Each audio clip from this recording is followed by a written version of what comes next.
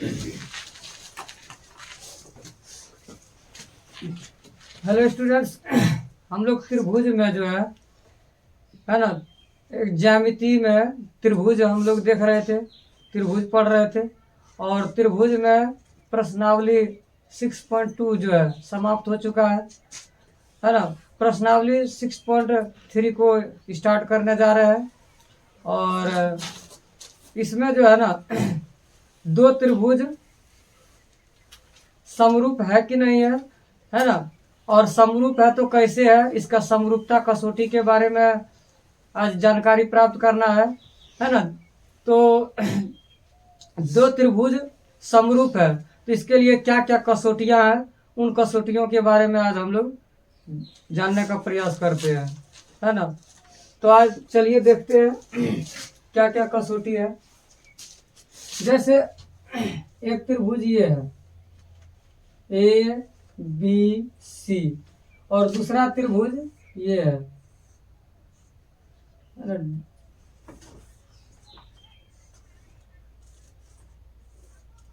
DEF,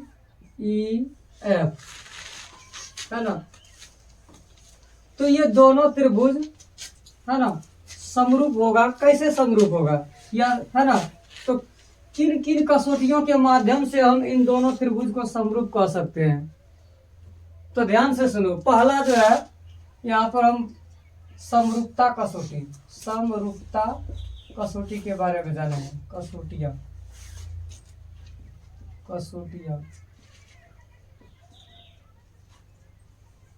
यानी हम पहला कसौटी देखते हैं क्या होता है, समरूपता कसौटी। तो ध्यान से देखेगा, है ना, ए समरूपता कसौटी। यानी इसको हम कह सकते हैं एंगल एंगल एंगल, यानी कौन कौन कौन समरूपता, है ना। इसको हम ऐसा भी लिख सकते हैं, ब्रैकेट में लिख देते हैं कौन कौन कौन समरूपता है ना। इसमें क्या होता है, ध्यान से देखेगा, एक त्रिभुज का कोण, ध्यान से देखेगा, एक त्रिभुज का तीनों कोण, है ना, एक त्रिभुज का तीनों कोण किसी अन्य त्रिभुज के, है ना, संगत तीन कोणों के बराबर हो, संगत तीन कोणों के बराबर हो। पहले हम लोग देख चुके हैं क्या कि त्रिभुज के तीनों कोण यदि बराबर, मतलब त्रिभुज के तीनों कोण बराबर हो और है ना उसके संगत भुजा का अनुपात बराबर हो तो त्रिभुज क्या होते हैं, समरूप होते हैं। ये हम लोग देख लिए है ना। अब यहाँ जो है ना ए समरूपता कहता है कि यदि किसी त्रिभुज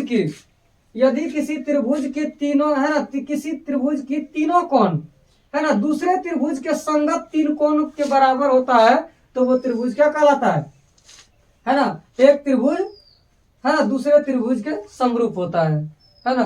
क्या होता है, समरूप होता है।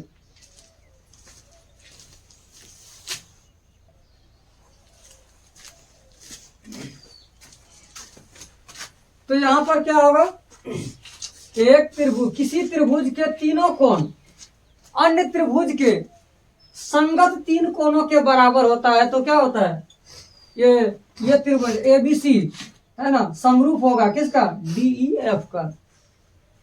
तो यही ए समरूपता, है ना,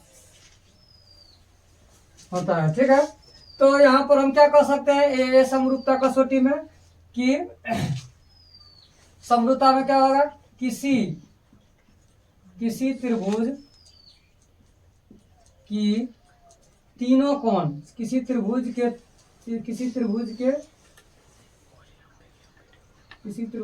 तीनों कोण, है ना,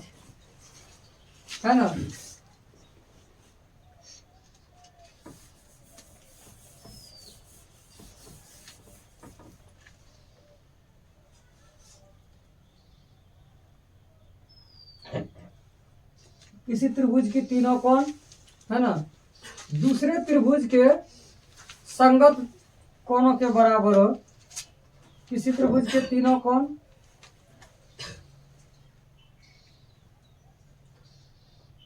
अन्य त्रिभुज अन्य त्रिभुज के संगत, अन्य त्रिभुज के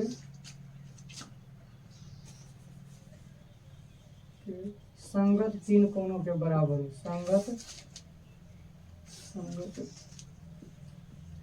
तीनों कोणों के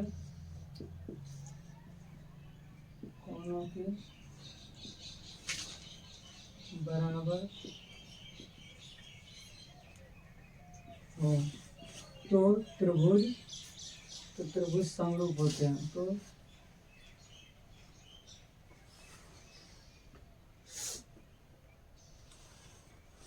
त्रिभुज है ना एक दूसरे के समरूप होते हैं।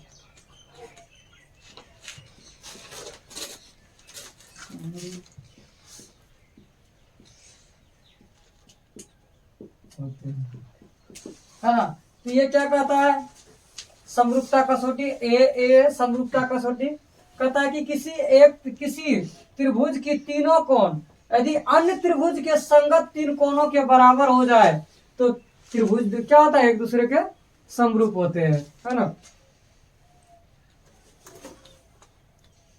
जैसे यहाँ पर एक त्रिभुज है ए बी सी और दूसरा त्रिभुज है ना डी ई एफ। दूसरा त्रिभुज क्या है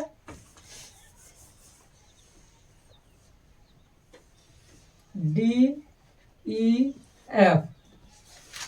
तो इस मान लेते हैं कि ये कोण है 30 डिग्री और ये भी कोण है 30 डिग्री, है ना। ये कोण है मान लेते हैं 60 डिग्री, मान लेते हैं ये कोण है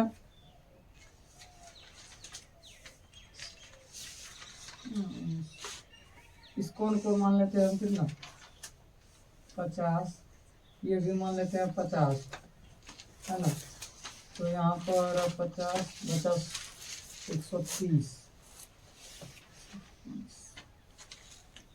ये मान लेते हैं 70 डिग्री है, ये मान लेते हैं 80 डिग्री है। अच्छा थोड़ा इसको 30 बोल देते हैं। तो कितना हो गया किसी त्रिभुज के तीनों कोणों का योगफल 180 होता है। तो 8 3 11 110 और 170 कितना हो 180। तो यहाँ पर क्या हो जाएगा अब बताओ इस त्रिभुज का जो तीनों कोण है इस त्रिभुज के तीनों कोणों के संगत है कि नहीं, संगत बराबर, संगत कोण क्या है बराबर है, यानी कोण ए कोण डी के बराबर है, कोण बी कोण ई के बराबर है और कोण सी कोण एफ के बराबर है। तो हम यहाँ पर कह सकते हैं कि है ना ए समरूपता से ए समरूपता से यानी कोण समरूपता से कह सकते हैं कि त्रिभुज ए बी सी समरूप त्रिभुज, इसको हम संकेत में ऐसे लिखते हैं समरूपता को, है ना, ऐसे समरूप त्रिभुज डी ई एफ, है ना, ये समरूप हो गया। क्यों हो गया हम कह सकते हैं कि ए कसौटी से, है ना। त्रिभुज क्या है ए बी सी, है ना, समरूप है किसके त्रिभुज डी ई एफ के। इसको हम संकेत में ऐसा लिख सकते हैं त्रिभुज ए बी सी, है ना, समरूप है त्रिभुज डी एफ के। ध्यान से समझ में आ गया। अब देखो दूसरा कसौटी क्या है, दूसरा कसौटी है ए है ना ए है ना, यानी कौन समरूपता, कौन समरूपता, है ना, कौन समरूपता, है ना। इसमें क्या होता है तो ध्यान से देखेगा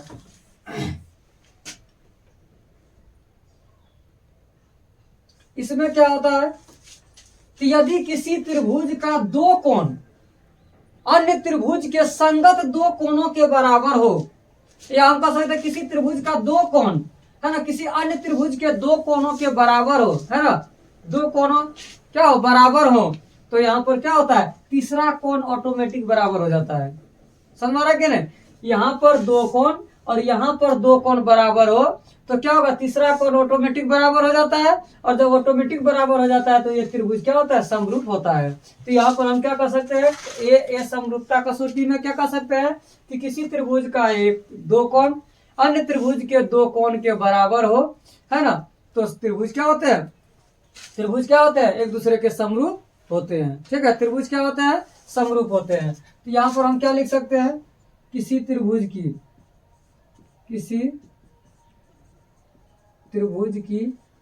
है ना किसी त्रिभुज का दो कोण है ना, दो कोण किसी अन्य त्रिभुज की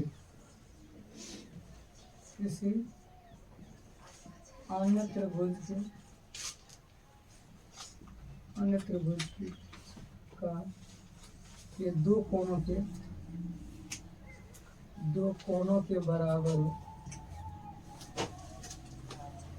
त्रिभुज के संगत दो कोणों के बराबर हो।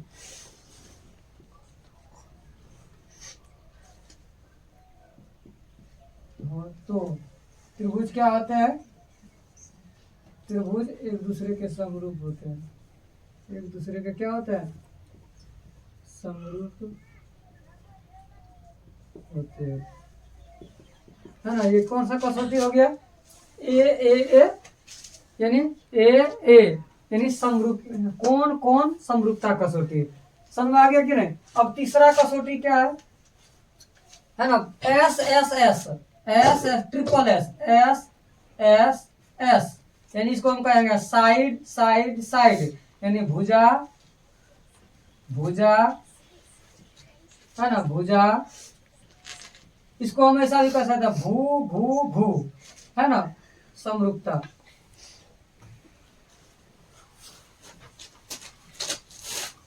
तो इसमें क्या होता है, इसमें जो है ना किसी त्रिभुज के संगत भुजाओं का अनुपात यदि बराबर हो जाता है तो हम कहेंगे कि क्या है, त्रिभुज समरूप है। तो ये तो पहले भी हम लोग देख लिया है, नियम शर्त देख लिया है कि यदि इस त्रिभुज का जो भुजा है इस त्रिभुज के संगत भुजा के अनुपात के बराबर होगा तो ये दोनों त्रिभुज क्या होगा, एक दूसरे के समरूप होगा, यानी ABC समरूप होगा DEF के, है ना। तो यहाँ पर हम क्या कर सकते हैं, जैसे AB है ना, इसका संगत भुजा कोई भी AB DF के संगत हो, है ना, AB और DF का अनुपात है ना जितना हो, AC और DE का अनुपात जितना हो, BC और EF का अनुपात है ना, तीनों का अनुपात बराबर हो जाए तो क्या होगा, समरूप होगा। या हम कह सकते हैं AB और DE का अनुपात, AC और DF का अनुपात और BC और EF का अनुपात यदि बराबर हो गया तो क्या होगा, यानी तीनों का अनुपात क्या हो गया, बराबर हो जाता है, तो हम कहते हैं कि त्रिभुज क्या होगा, समरूप होगा। ठीक है, तो यहाँ पर हम क्या कर सकते हैं, एस समरूपता में, तो किसी त्रिभुज की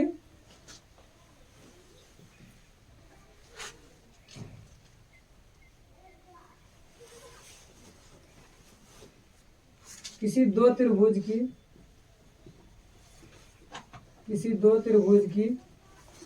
है ना, किसी दो त्रिभुज की संगत भुजाओं का अनुपात,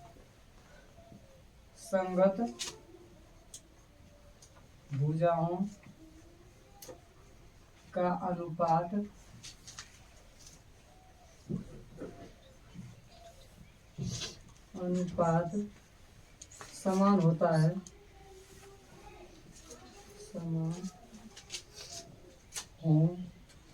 तो त्रिभुज एक दूसरे का समरूप होता है, एक दूसरे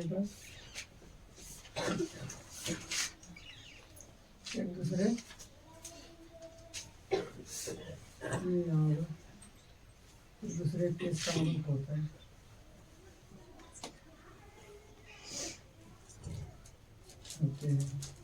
है ना, तो ये हो गया क्या, तीन कसौटी। जब ए यानी ए समरूपता है, यानी किसी त्रिभुज का तीनों कोण किसी अन्य त्रिभुज के संगत तीन कोणों के बराबर हो तो यानी है ना क्या हो जाएगा, ए समरूपता कसौटी से हम कह सकते हैं कि क्या है, वो त्रिभुज समरूप है ना, वो दोनों त्रिभुज क्या है, समरूप है। दूसरा है ए समरूपता कसौटी, यानी किसी त्रिभुज का दो कोण है ना अन्य किसी दूसरे त्रिभुज के दो कोण या अन्य त्रिभुज के दो कोण के बराबर हो जाए तो त्रिभुज एक दूसरे के समरूप होते हैं, है ना। तीसरा है कसौटी एस एस एस, यानी भुजा भुजा भुजा, यानी भू भू भू, यानी किसी दो त्रिभुज की संगत भुजाओं का अनुपात, जैसे ए बी और डी ई का जो अनुपात है ना, ए सी और डी एफ का अनुपात, बी सी और ई एफ का अनुपात यदि बराबर हो तो क्या हो जाएगा, त्रिभुज एक दूसरे के समरूप होगा, यानी डी ए बी सी समरूप होगा डी ई एफ का, डी ई एफ समरूप होगा ए बी सी का। समझना। एक और कसौटी है, इसको पहले उतारो उसके बाद बताते हैं।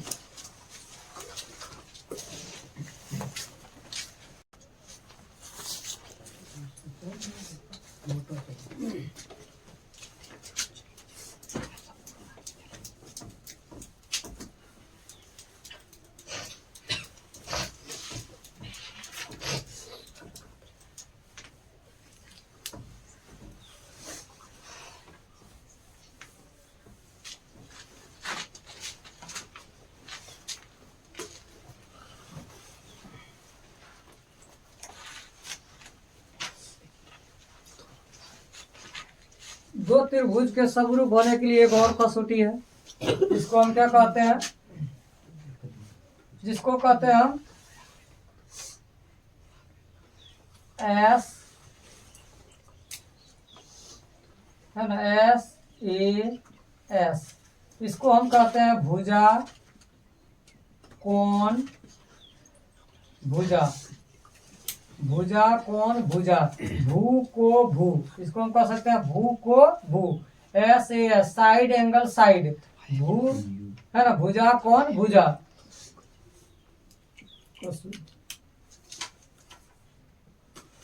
भुजा कोण भुजा, ठीक है। तो ये क्या है, ध्यान से देखेगा, इसमें क्या कहता है,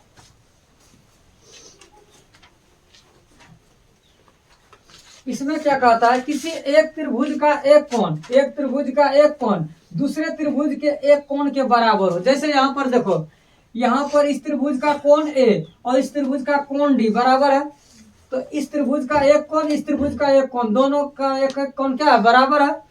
और क्या, इन दोनों को अंतर्गत करने वाली भुजाएं, तो बताओ तो इस कोण को अंतर्गत करने वाली भुजा कौन है, ए बी और ए सी, नहीं। और इस कोण को अंतर्गत, कोण डी को अंतर्गत करने वाली भुजाएं कौन है, डी ई और डी एफ, यानी ये जो कोण बन रहा है वो डी भुजा डी ई और डी एफ के कारण बन रहा है, और ये जो कोण बन रहा है भुजा ए बी और ए सी का, है ना, के कारण बन रहा है। तो इस कोण ए को अंतर्गत करने वाली भुजाएं कौन है, ए बी और ए सी। कोण डी को अंतर्गत करने वाली भुजाएं कौन है, ए ई डी ई और डी एफ। तो यानी इन दोनों कोणों को अंतर्गत करने वाली जो भुजाएं हैं वो समानुपाती हो। जैसे ए बी, है ना, इस कोण को अंतर्गत करने वाली भुजा ए बी और इस कोण को अंतर्गत करने वाली भुजा डी, इन दोनों का अनुपात, है ना, समान हो। और इस कोण को अंतर्गत करने वाली भुजा ए सी और इस कोण को अंतर्गत करने वाली भुजा डी एफ, दोनों क्या हो, समान अनुपात में हो या समानुपाती हो। तो कहेंगे कि त्रिभुज ए बी सी समरूप है त्रिभुज डी एफ का। समझ में आया कि नहीं। तो यहाँ पर हम एस ए एस, है ना, इसमें लिख सकते हैं किसी त्रिभुज, है ना, एक कोण, एक त्रिभुज का एक कोण, एक त्रिभुज के एक त्रिभुज का एक कोण दूसरे त्रिभुज के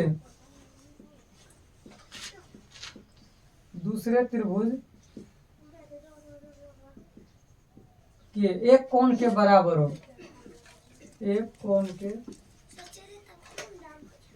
बराबर हो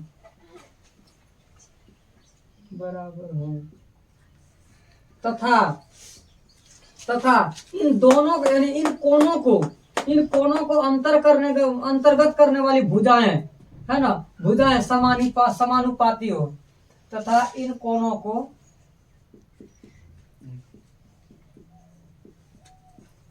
अंतर्गत करने वाली भुजाएं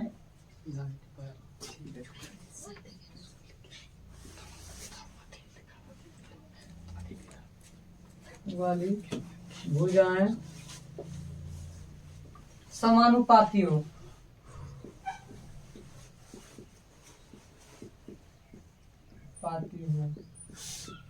तो त्रिभुज क्या होते हैं, त्रिभुज समरूप होते हैं, नहीं।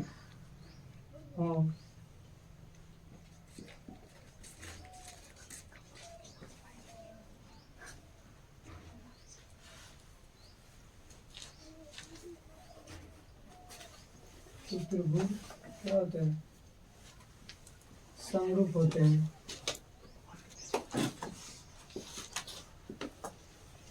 एक त्रिभुज दूसरे के समरूप होते हैं, तो त्रिभुज एक त्रिभुज दूसरे के समरूप होते हैं, क्या भी लिख सकता है ना। एक त्रिभुज एक त्रिभुज दूसरे त्रिभुज के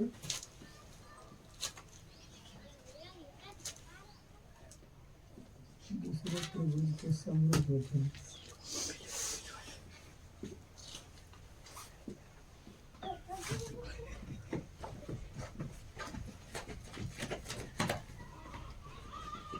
है ना।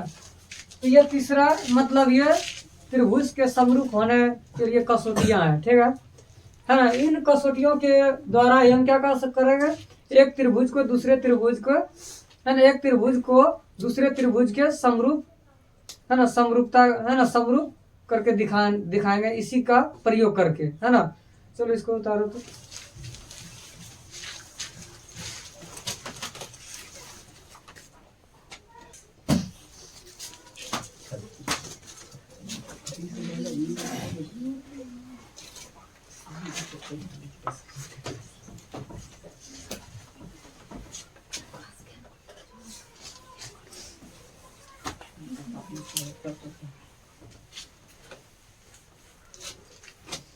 फोन आ गया।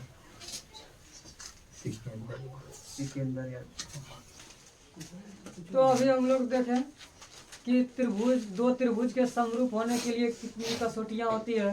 तो हम एक कसौटी देखें, ए यानी कौन कौन कौन, है ना। पहला क्या देखे थे, कौन कौन कौन, है ना, यानी इसको हम कह सकते हैं को, है ना, कसौटियां।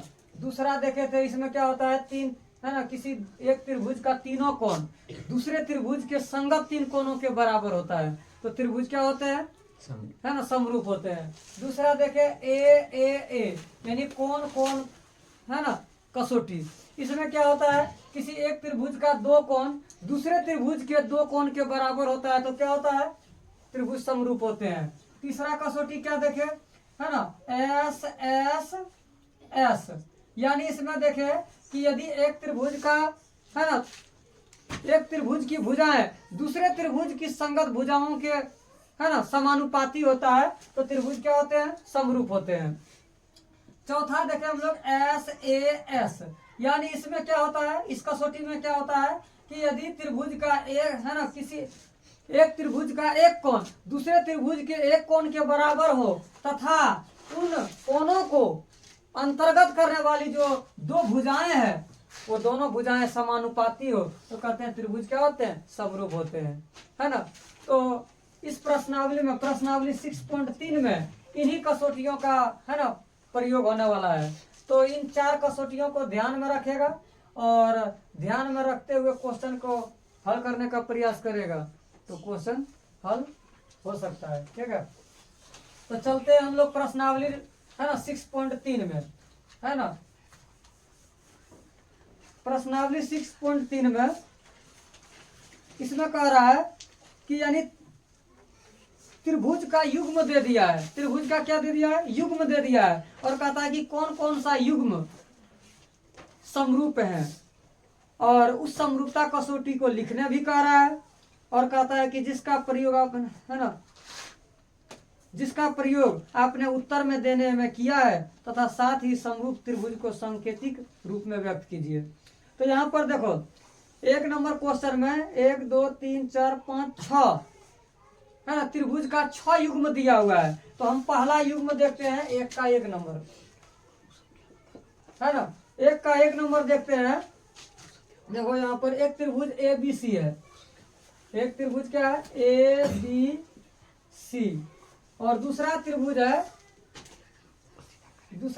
है पी क्यू आर, है ना, पी क्यू आर, है ना। ये त्रिभुज का युग्म है, मतलब जोड़ा को हम युग्म कहते हैं। यहाँ पर त्रिभुज का, है ना, एक जोड़ा त्रिभुज दिया गया है, यानी त्रिभुज का युग्म दिया हुआ है, और यहाँ पर कोण ए का मान है 60 डिग्री, कोण ए का मान कितना डिग्री है, 60 डिग्री, कोण बी का मान कितना है, 80 डिग्री, और कोण सी का मान कितना है, 40 डिग्री, है ना। यहाँ पर त्रिभुज पी क्यू आर में कोण पी है 60 डिग्री, यहाँ पर है 80 डिग्री, कोण क्यू है 80 डिग्री और कोण आर है 40 डिग्री। अब बताओ तो तुम लोग कौन सा कसौटी का यहाँ पर है ना प्रयोग होने वाला है।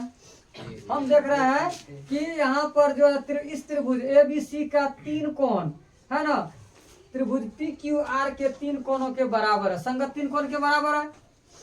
यदि है ना इन दो मतलब दोनों त्रिभुज में जो कोण है ना एक कोण दूसरे त्रिभुज के एक कोण के बराबर होता है तो उसको हम कहते हैं संगत कोण। क्या कहते हैं? यानी यहाँ पर इस त्रिभुज में कोण ए और इस त्रिभुज में कोण पी बराबर है, तो बताओ तो कोण ए का संगत कोण क्या हुआ? पी की क्यू की आर।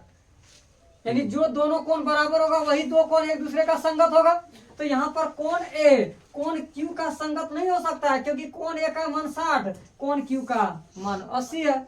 लेकिन हम यहाँ पर देख रहे हैं कि कोण ए का मान 60 है और कोण पी का भी मान 60 है। इसका मतलब ये दोनों कोण बराबर है, कोण ए बराबर है कोण पी का। तो यहाँ पर कोण ए संगत होगा कोण पी का। तो यहाँ पर संगत कोण क्या है? कोण ए और पी। यहाँ पर देख रहे हैं कोण बी और कोण क्यू दोनों का मान 80 डिग्री है, तो कोण बी के संगत कोण क्या होगा? क्यू होगा। यहाँ पर देख रहे हैं कोण सी का भी मान 40 डिग्री और कोण आर का भी मान 40 डिग्री। तो बताओ तो कोण सी का संगत कोण क्या होगा? कोण आर। तो यहाँ पर हम कौन सा कसौटी का प्रयोग करने वाले हैं? यहाँ पर हम लोग ए यानी कोण कोण कोण हम लोग ए कसौटी में पढ़े हुए हैं कि यदि यानी दो त्रिभुज के है ना संगत कोण बराबर हो तो क्या होगा? वो त्रिभुज समरूप होते हैं। तो यहाँ पर हम लोग लिखेंगे कि कोण ए और कोण पी, कोण ए और कोण पी बराबर है, यानी ये संगत है किसका? है ना कोण ए और कोण पी संगत है और इसका मान कितना है? 60 डिग्री। कोण बी और कोण क्यू है ना, कोण बी और कोण क्यू संगत है। क्यों? क्योंकि ये दोनों कोण बराबर है और इसका मान कितना है? 80 डिग्री है ना। कोण सी और कोण आर संगत कोण है। क्यों? क्योंकि कोण सी और कोण आर बराबर है और दोनों का मान है कितना? 40 डिग्री। समझ में आया कि नहीं? समझ में आ रहा है? तो कोण ए का संगत कोण पी, कोण बी का संगत कोण क्यू और कोण सी का संगत कोण आर। तो यहाँ पर हम कह सकते हैं ए है ना समरूपता कसौटी से, नहीं समरूपता कसौटी से है ना, समरूपता कसौटी है ना से। तो ए है ना समरूपता कसौटी से हम क्या कह सकते हैं? त्रिभुज ए बी सी त्रिभुज पी क्यू आर के क्या है? समरूप है। नहीं होगा? तो यहाँ पर देखो तो ध्यान से देखेगा तो कोण ए के संगत कोण पी है, तो ध्यान से देखेगा त्रिभुज है ना, त्रिभुज इधर भी हम दोनों त्रिभुज लिख देते हैं। ठीक है। अब देखो कोण ए का कोण पी के संगत है, तो पहले यहाँ पर इस त्रिभुज का शीर्ष ए लिखेंगे, तो इस त्रिभुज का शीर्ष क्या लिखेंगे? पी लिखेंगे। क्यों? क्योंकि ये दोनों संगत शीर्ष है ना, संगत कोण है तो संगत शीर्ष। अब बताओ कोण बी का संगत क्यू है, तो यहाँ पर हम बी लिखेंगे, तो यहाँ पर बी के संगत क्या है? क्यू है, तो यहाँ पर हम क्यू लिखेंगे। उसके बाद कोण सी का संगत आर है, तो जब यहाँ पर हम सी लिख रहे हैं तो इसके संगत क्या लिखेंगे? आर। तो यहाँ पर क्या हो जाएगा?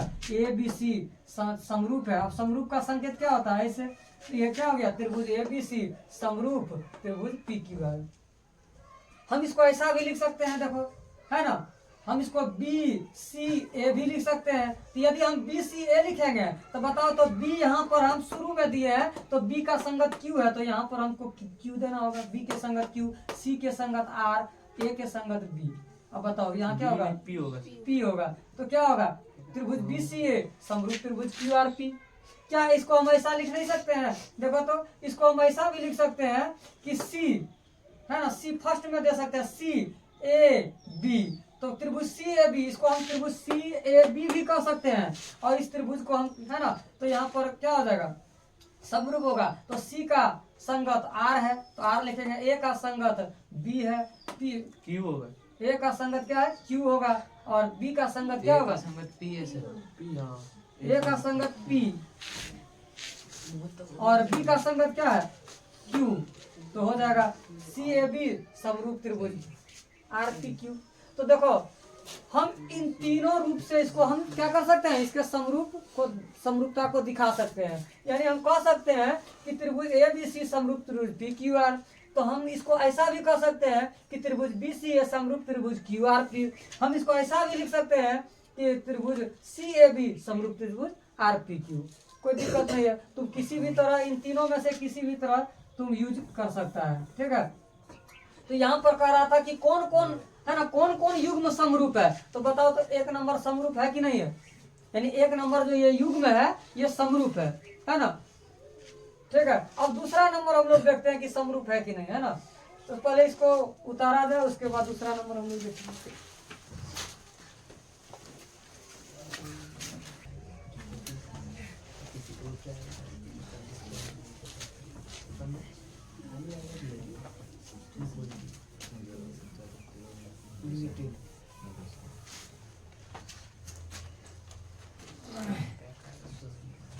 देखो 2 नंबर में जो है ना, एक युग्म दिया है, त्रिभुज का एक युग्म दिया हुआ है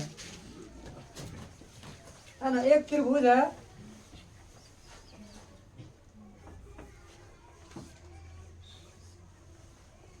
एक त्रिभुज ए बी सी और एक दूसरा त्रिभुज है पी क्यू आर, है ना। एक दूसरा त्रिभुज क्या है,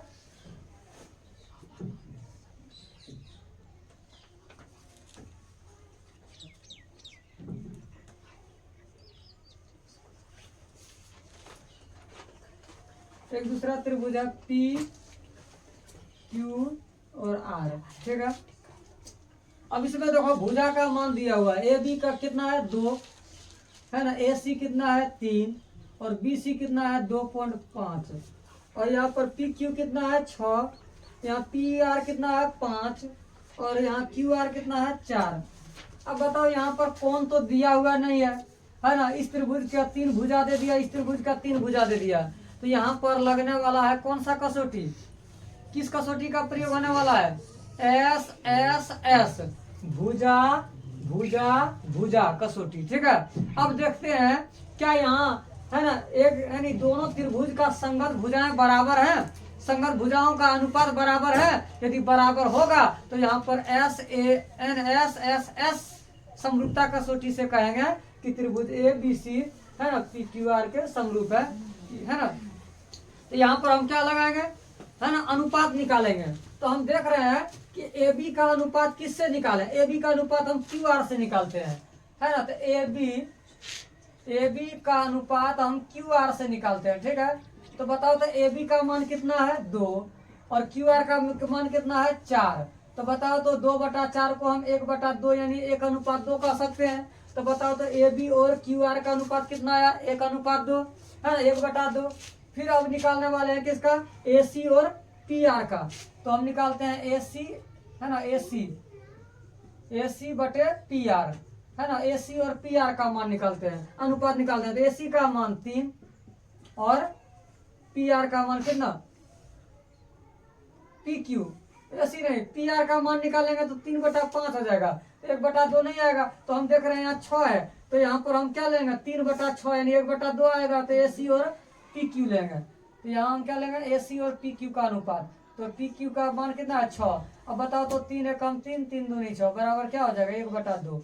यहाँ 2 एकम 2, 2 दूनी 4। तो यहाँ कितना आया, इसका भी अनुपात क्या आया, ए सी और पी क्यू का अनुपात कितना आया 1/2। अब हम निकालते हैं किसका अनुपात, बी सी और पी आर का।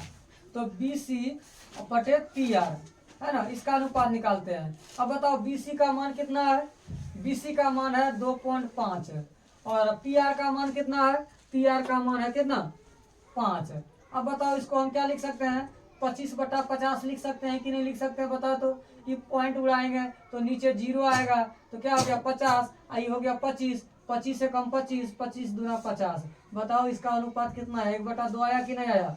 अब बताओ, है ना, तीनों का अनुपात यानी, है ना, इस त्रिभुज के, है ना, संगत जो भी भुजाएं हैं उसका अनुपात बराबर आ रहा है कि ना आ रहा है। यानी इसका मतलब हो गया कि भुजा ए बी का संगत भुजा कौन हुआ, क्यू आर, है ना, क्योंकि ए बी और क्यू आर का अनुपात, है ना, ए सी और पी आर का पी क्यू का अनुपात और बी सी और, है ना, पी आर का अनुपात क्या है, बराबर है। तो यहाँ पर ए बी का संगत भुजा कौन होगा, बताओ तो, क्यू आर। ए बी का संगत भुजा कौन होगा, क्यू आर। है ना। AC का संगत भुजा कौन होगा, PQ, और BC का संगत भुजा कौन होगा, PR, है ना। तो इसी क्रम में हम जब समरूप दिखाएंगे, समरूपता को दिखाएंगे, तो इसी क्रम में लिखना है, ये नहीं कि इधर उधर लिख देंगे, है ना। तो यहाँ पर हम लिखेंगे S S S समरूपता कसौटी से, नहीं S S S S S S समरूपता कसौटी से, है ना, कसौटी से क्या हो जाएगा। तो यहाँ पर पूछ रहा है कौन कसौटी का यूज हो रहा है, तो ये लग रहा है SSS, है ना, समझ में आ रहा है कि नहीं। और इसका सांकेतिक रूप भी लिखने का रहा है कि ये दोनों त्रिभुज यदि समरूप है तो इसको सांकेतिक रूप में कैसे लिखेंगे, इसको सांकेतिक रूप में कैसे लिखेंगे, सो देखो। तो बताओ, तो यहाँ पर सांकेतिक रूप में कैसे लिखेंगे, त्रिभुज, त्रिभुज का संकेत ऐसे होगा, है ना। अब बताओ AB का संगत भुजा कौन है, बताओ जल्दी। AB का संगत भुजा कौन है, QR। तो इधर हम AB का संगत भुजा QR है, तो इधर भी हम क्या लिख देते हैं, AB का संगत भुजा QR, ठीक है। अब जो बचा है वो अगला शीर्ष लगा दो, हो गया, है ना। अगला शीर्ष क्या होगा, C, तो इसका अगला शीर्ष क्या होगा, P। तो बताओ, तो इसको हम ऐसा लिख सकते हैं कि ABC समरूप त्रिभुज क्या होगा, त्रिभुज PQR, त्रिभुज PRQRP। क्या इसको हम दूसरे तरीका से भी लिख सकते हैं, हाँ लिख सकते हैं, कैसे, इसको हम ऐसा भी लिख सकते हैं, कैसे। अब बताओ AC का संगत भुजा कौन है, यहाँ हम AC लिख दिए, तो बताओ तो AC का संगत भुजा कौन है, AC का संगत भुजा PQ है, PQ है। तो बताओ तो हम AC का संगत भुजा क्या लिखेंगे, PQ, ठीक है। अब जो शेष बचा है क्या है, बचा B, इसमें शेष क्या बचा है, R, तो लगा दो, है ना। ACB समरूप त्रिभुज PQR, हम इसको ऐसा भी लिख सकते हैं, है ना। इसको हम ऐसा भी लिख सकते हैं कि त्रिभुज, अब देखो एक और कौन बचा है, एक बचा है BC। तो बताओ तो BC का संगत भुजा कौन होता है ना, BC का संगत भुजा PR। तो हम BC का संगत भुजा इधर PR लिखेंगे, है ना। और जो बचा है A, इसमें बचा है क्या, Q। तो इसको हम ऐसा भी लिख सकते हैं कि त्रिभुज BCA समरूप त्रिभुज PRQ, BCA समरूप त्रिभुज क्या हो जाएगा, PRQ, समझ में आ रहा है कि ना आ रहा है। तो इसको हम तीन तरीके से लिख सकते हैं, इसका सांकेतिक रूप तीन तरीका से लिखा जा सकता है। एक तरीका ये है कि त्रिभुज ABC समरूप त्रिभुज QRP, दूसरा तरीका ACB समरूप त्रिभुज PQR, तीसरा तरीका BCA समरूप त्रिभुज PRQ। लेकिन लिखने का तरीका अलग अलग है, लेकिन त्रिभुज क्या है, सेम ही है, नहीं। इसमें हम इस त्रिभुज को ABC भी बोल सकते हैं, CAB भी बोल सकते हैं, BCA भी बोल सकते हैं, क्या दिक्कत है। इस त्रिभुज को हम PQR भी बोल सकते हैं, इस त्रिभुज को QRP भी बोल सकते हैं, इस त्रिभुज को, है ना, QRPQ भी बोल सकते हैं, है ना, समझ में आ रहा कि नहीं। तो यहाँ पर क्या हो गया, कौन सा कसौटी का प्रयोग हुआ, यहाँ पर SSS भू भू भू कसौटी का प्रयोग हुआ। और है ना, इन कसौटियों के, है ना, इन कसौटी से क्या हो गया, ये त्रिभुज क्या है, दोनों समरूप है, यानी ये त्रिभुज इसके समरूप है और ये त्रिभुज इसके समरूप है, ठीक है। यदि हम इसका उल्टा अनुपात निकालें तो देखो ना, 2:1, 2:1, 2:1, यहाँ भी तो अनुपात बराबर हो रहा है ना, तो ये भी समरूप हो जाएगा इसका और ये भी समरूप हो जाएगा इसका, ठीक है। तो समझ में आ गया होगा तुम लोग को। चलो इसको उतारा जाए।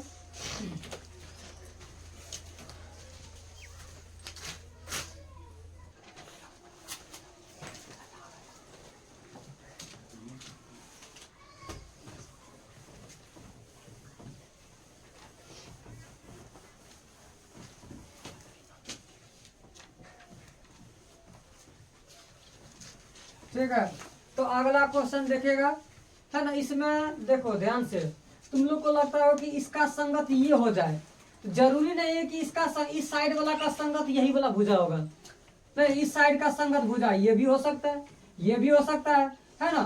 तो यानी पहले क्या करना है, अनुपात निकाल करके संगत भुजा को हमको पहचानना है ना, यानी जो भुजा जिसके संगत हो जाए, है ना।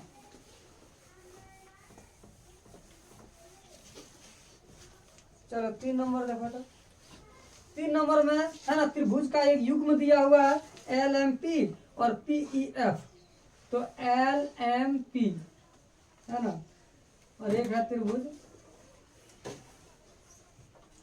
है ना, LMP और एक DEF, ठीक है। अब बताओ, यहाँ पर भुजा दिया हुआ है, LM का मान है 2.7, है ना, LP का मान है 3 और MP का मान है 2, DE का मान है 4, है ना, और डी एफ का मान है 6 और ई एफ का मान है 5। अब देखो क्या इसके संगत यही होगा? जरूरी नहीं है, इसके संगत कोई दूसरा भी हो सकता है ना। इसके संगत क्या यही होगा? नहीं, जरूरी नहीं है कि एलपी का संगत डी एफ ही हो जाए, एलपी का संगत डी ओ भी हो सकता है। तो हम लोग देखेंगे अनुपात निकाल करके, और यदि है ना किसका है ना, मतलब इसमें देखेंगे कि हम अनुपात निकाल करके देखेंगे, और यदि है ना अनुपात बराबर हो जाता है सबका, तो हम उस हिसाब से क्या करेंगे, संगत भुजा पता कर लेंगे कि कौन किसका संगत भुजा है।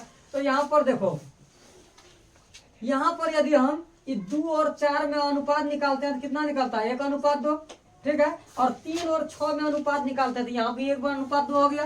तो अनुपात तो यहाँ पर 2 जगह बराबर हो रहा है, तो शेष भुजा यानी इसमें और इसमें देखेंगे कि अनुपात बराबर है कि नहीं है। तो सबसे पहले हम क्या लेंगे, एमपी और डीई को हम संगत, है ना, एमपी और डीई को का अनुपात निकालेंगे, है ना। यदि हम ऐसा देखें कि एमपी और डीएफ का अनुपात निकालें तो 1:3 होगा। तो यहाँ पर देख रहे हैं एल है पी और डी का अनुपात 1:3 नहीं होगा, नहीं होगा। तो हम यहाँ पर देख रहे हैं इसका अनुपात निकालते हैं 1:2, इसका अनुपात निकालते हैं 1:2। तो यहाँ पर अनुपात तो दोनों है ना, 2 संगत भुजा हमको पता चल गया कि 2 संगत भुजा कौन कौन है। तो हम सबसे पहले एमपी और है ना डीई का अनुपात निकालते हैं, एमपी और डीई का अनुपात। तो बताओ तो एमपी का मान कितना है 2 और डीई का मान कितना है 4, 2 एकम 2, 2 दूनी 4, इसका अनुपात निकला 1/2 यानी 1:2। अब हम निकालते हैं किसका, एलपी और डीएफ का, एलपी और डी है ना डीएफ, इसका अनुपात कितना निकलेगा। तो एलपी का मान है 3 और डीएफ का मान कितना है 6। तो 3 एकम 3, 3 दूनी 6, इसका अनुपात कितना निकल गया, इसका अनुपात निकल गया 1:2। तो बताओ तो हमको पता चल गया एमपी का संगत भुजा डी है और एलपी का संगत भुजा डीएफ है। शेष भुजा क्या बचा है, एलएम या एमएल, एलएम और इसमें शेष भुजा क्या बचा है, ईएफ। तो क्या इसका ये संगत है, चेक करेंगे। यदि अनुपात बराबर हो गया तो क्या हो जाएगा, ये भी एलपी यानी एलएम भी क्या हो जाएगा, ईएफ के संगत हो जाएगा। तो यहाँ पर देखो इसका मान कितना है 2.7, इसका मान कितना है 5, इसका पॉइंट उड़ाएंगे तो हो जाएगा 27, पॉइंट उड़ाएंगे तो पॉइंट के बाद 1 अंक तो नीचे 1 जीरो आएगा तो हो जाएगा 50। अब बताओ तो ये कटेगा ही नहीं, इसका अनुपात 1:2 आएगा, नहीं आने वाला है। तो क्या ये त्रिभुज एलएमपी डीईएफ के समरूप होगा, नहीं हो सकता है। हम एस कसौटी में पढ़े हैं कि तीनों संगत भुजाएं समानुपाती हो। तो यहाँ पर देख रहे हैं ये दोनों भुजा, तो ये दोनों है ना 2 संगत भुजाओं का अनुपात तो समान है, लेकिन तीसरा अनुपात है ना उन दोनों के समान नहीं है, यानी ये संगत नहीं है ना। ये एलएम संगत नहीं है किसका, ईएफ का, यानी यहाँ पर तीनों भुजाएं क्या है, समानुपाती, संगत भुजा का समानुपाती नहीं है। तो हम कह सकते हैं कि ये क्या है, ये क्या है, एलएमपी समरूप नहीं है डीएफ का। समझ आ रहा है कि नहीं, ये समरूप नहीं है। क्यों, क्योंकि एस है ना, एस कसौटी का ये रूल फॉलो कर ही नहीं रहा है ना। यदि तीनों भुजाओं का यानी तीनों संगत भुजा का अनुपात बराबर होता तब ना, तो यहाँ कहेंगे कि नहीं, यहाँ हम लिखेंगे कि एमपी, चूंकि एमपी बटे डीई है ना, इसका अनुपात एलपी बटे डीएफ के बराबर तो हो गया, लेकिन अगला जो एलएम बटे ईएफ है इसका जो अनुपात है वो इन दोनों के है ना अनुपात के बराबर नहीं हुआ। जब नहीं हुआ तो हम कह सकते हैं कि इसलिए त्रिभुज एल एम है ना, इसको ऐसा हम कह सकते हैं कि इसलिए समरूप नहीं है। क्या है, समरूप नहीं है, त्रिभुज समरूप नहीं है। समझ आए कि नहीं। या हम इसको ऐसा भी कह सकते हैं कि पहले क्या लिया है, एमपी और डी, तो एमपी और इधर ले लेते हैं डी है ना, त्रिभुज एमपी, उसके बाद क्या हो गया, एमपी के बाद है ना एल, एमपी एल है ना, त्रिभुज एमपी एल समरूप नहीं है, समरूप नहीं है किसका, त्रिभुज किसका, एमपी का संगत कौन हो गया है, डी। तो लिखेंगे त्रिभुज डी ई एफ की है ना। बात समझ में आ रहा है कि नहीं आ रहा है? तो बताओ क्या ये युग्म समरूप है? ये त्रिभुज का ये युग्म समरूप नहीं है। तो अभी तक हम लोग देखे कि इसका 1 नंबर युग्म 2 नंबर युग्म समरूप है, जबकि 3 नंबर युग्म जो है, तीसरा युग्म जो है ये समरूप नहीं है। अगला तुम लोग जो है ना चौथा, पांचवा और छठा है ना त्रिभुज के युग्म का है ना कौन कौन सा युग्म तीसरा, चौथा, पांचवा और छठा में कौन कौन सा समरूप है उसको घर में चेक करेगा और उसको बना के लाएगा। हम मिलते हैं अगले क्लास में।